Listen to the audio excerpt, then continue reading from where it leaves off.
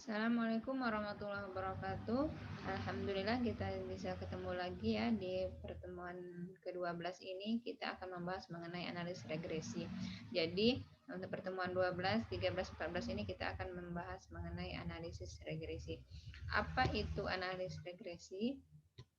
Nah, analisis regresi ini adalah suatu metode untuk menganalisis data, yaitu untuk yang sifatnya itu adalah kuantitatif ya.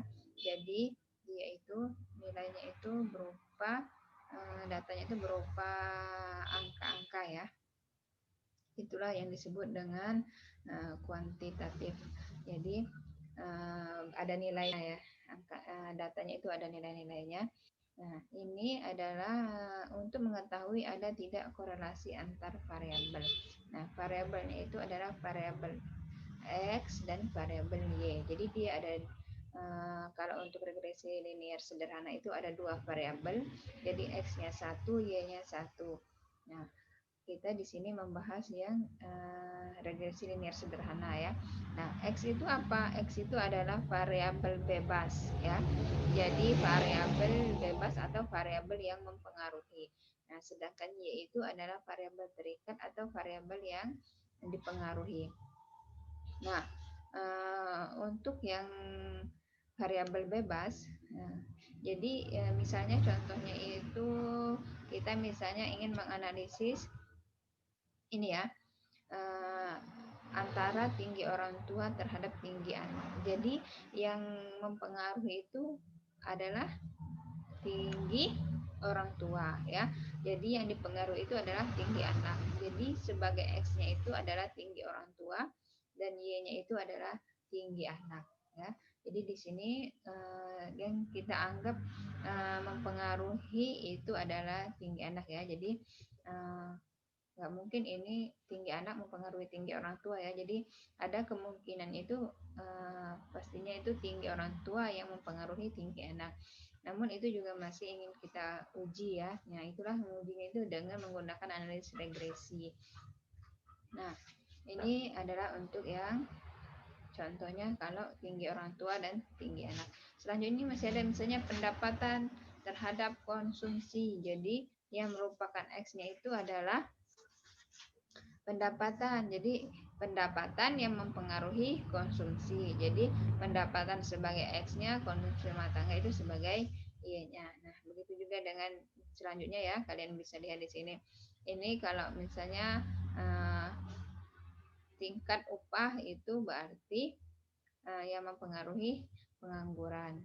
Seperti itu ya. Nah, itu.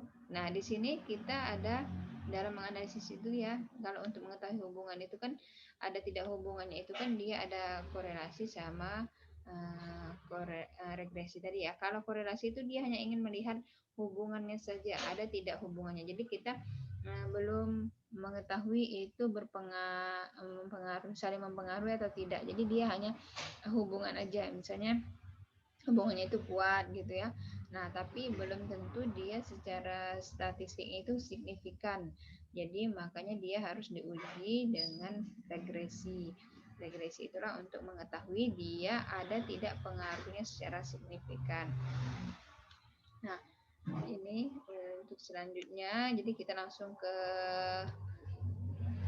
kasusnya ya nanti biar kalian lebih mudah. Jadi ini yang korelasi tadi ya. Jadi kalau korelasi itu hanya menunjukkan hubungan saja ya. Jadi dia tidak ada yang mempengaruhi sama dipengaruhi. Jadi dia bebas misalnya bagaimana hubungannya itu kuat atau tidak ya antar dua variabel itu. Ya, sedangkan regresi itu dia udah melihat pengaruhnya. Jadi dia udah ada yang mempengaruhi sama dipengaruhi. Itu. Ya, untuk ini kita membahasnya tentang regresi. Kita langsung ke contoh soalnya ya. Jadi, nah untuk regresi ini, jadi yang ini yang udah Ibu jelaskan sebelumnya ya. Jadi X itu adalah variabel bebas, yaitu variabel terikat ya. Dia jadi ya variabel X itu juga disebut dengan variabel yang mempengaruhi ya. Yang ibaratnya itu yang meramalkannya, sedangkan Y itu adalah variabel yang dipengaruhi atau yang diprediksi ya. Itu. Nah, selanjutnya ini contohnya ya. contoh kasusnya.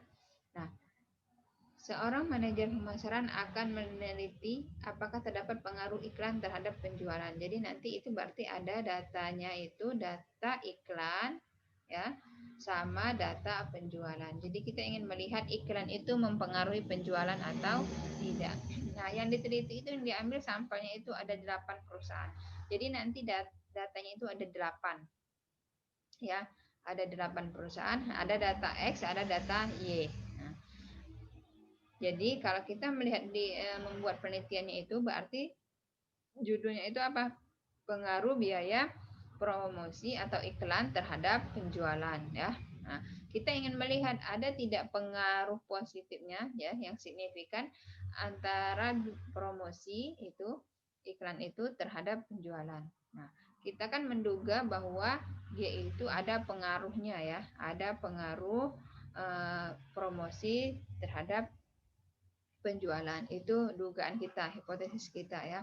Nah, jadi kriterianya itu nanti ya, kalau misalnya dia itu kita bikin hipotesis dulu ya. Kita itu kan nanti ada tahapannya itu ada 7 langkah ya, ada beberapa langkah untuk mendapatkan nanti nilai akhirnya itu dia akan menerima H0 atau H1 atau H ini ya. Jadi hipotesis kita itu kalau H0 itu kan berarti dia tidak ada pengaruh. Nah, kita nanti ingin melihat kita itu menolak hipotesis H0 atau menerima H0 ya. Nah, setelah itu ini datanya ini ya. Nah, ada 8 perusahaan, datanya itu ini datanya. Nah, datanya ini ya.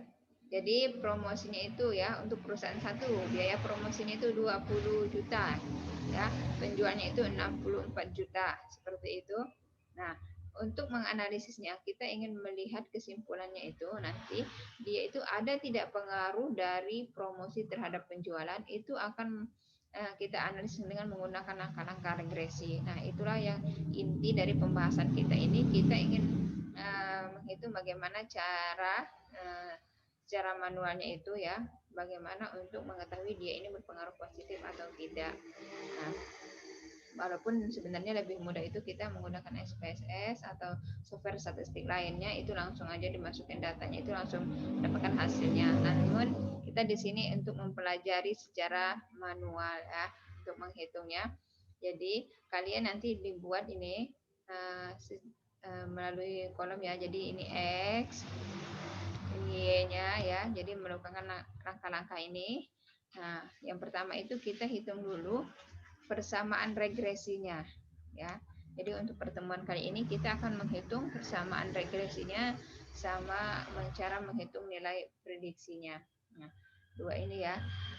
Langkahnya rumusnya itu adalah nah, untuk persamaan regresi itu ya, jadi dia modelnya seperti ini, model regresi itu ya.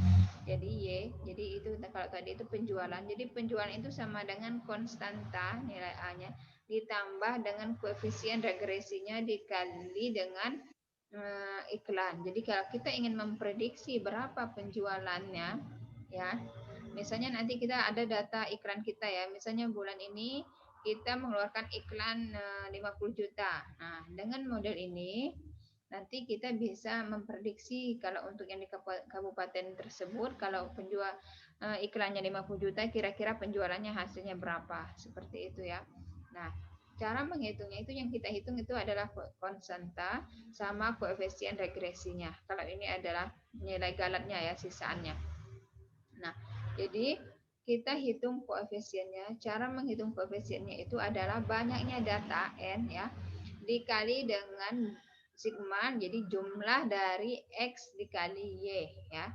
Jadi kalau yang ini berarti X-nya dikali dulu dengan Y baru dijumlahkan.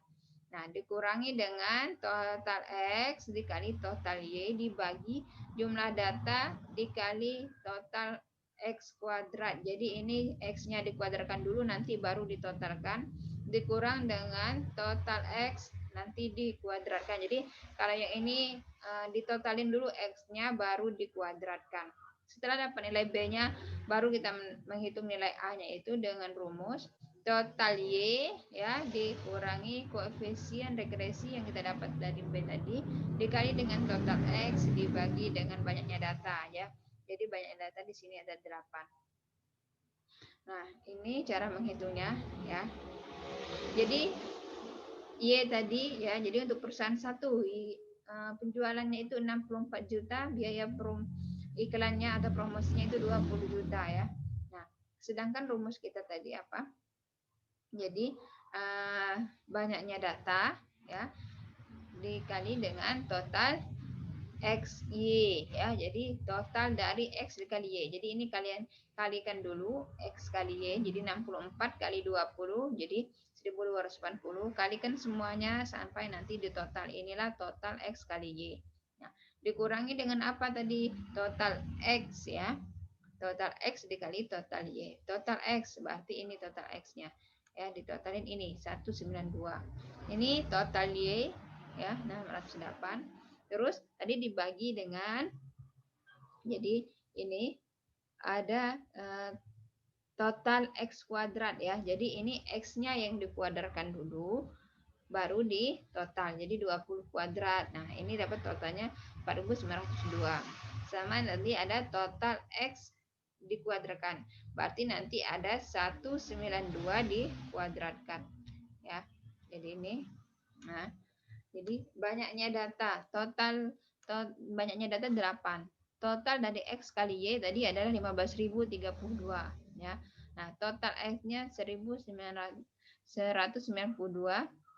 dan total Y-nya itu adalah 609 ya. Dibagi dengan banyaknya data total X kuadrat. Berarti ini tadi X kuadrat dulu ya. 4X kuadrat dulu baru ditotalkan, berarti 4902. Nah, dikurangi dengan total X dikuadratkan, dapatnya itu 1,49. Nanti kalian hitung-hitung ini, kalian coba ya. Jadi ini dapat enggak 1,49. Setelah dapat nilai koefisiennya, baru kalian menghitung nilai konstantanya ya. Total Y tadi, total Y-nya 608 dikurangi koefisiennya kita dapat 1,497. Kalian kalau mau lebih mudah ini kalian bisa bulatkan misalnya 1,5 ya. Kalau kalian di sini 1,5 makanya di sini 1,5 ya. Jadi dikali dengan jumlah X dibagi 8. Banyaknya datanya itu 8 ya. Nah, itu dapatnya 40,08 ya. Jadi bisa 40,1, bisa juga nanti kalau kalian mau bulatkan juga boleh 40. Seperti itu ya. Nah, dapatlah jadi model persamaan regresinya itu adalah Y.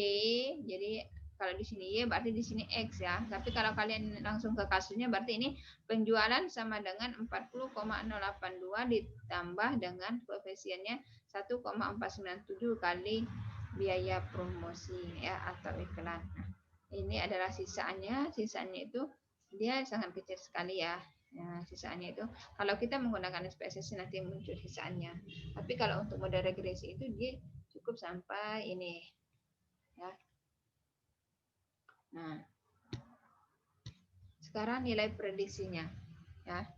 Yang langkah kedua itu kita menghitung nilai prediksi untuk menjawab nanti koefisien determinasinya ya.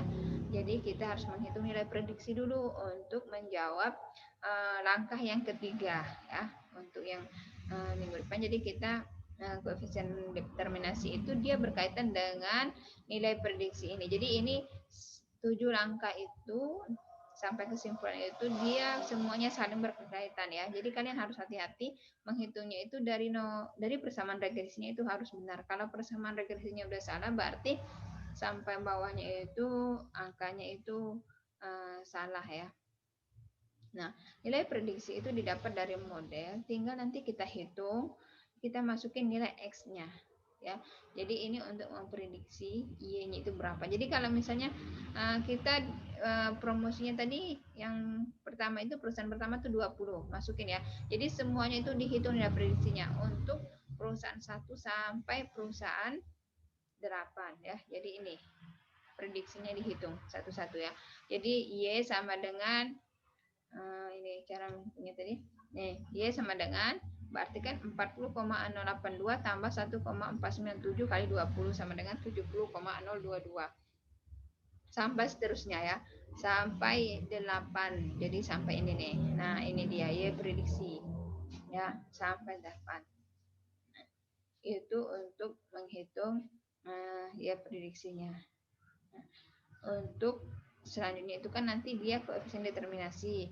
Nah, koefisien determinasi itu dia rumusnya itu butuh ini ya. Jadi butuh Y dikurangi W prediksi dikuadratkan. Jadi itu nanti kita lanjutkan pekan depan.